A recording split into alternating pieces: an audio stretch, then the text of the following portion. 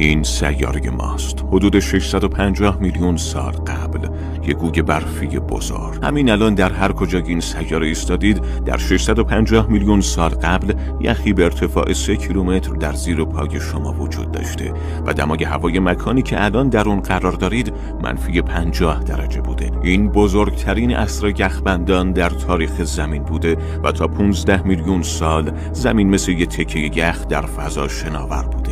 به علت کم بودن دی اکسید کربن در جو، نور خورشید نمیتونسته یخ‌ها را آب کنه.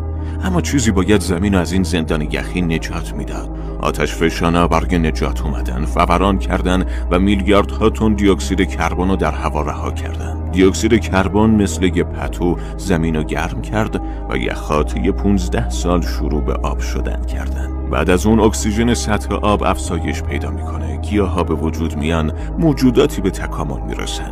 این موجود پیکایا است. ظاهراً اولین ستون فقرات از پیکایا تکامل یافت. همون ستون فقراتی که امروز من و شما رو سر پا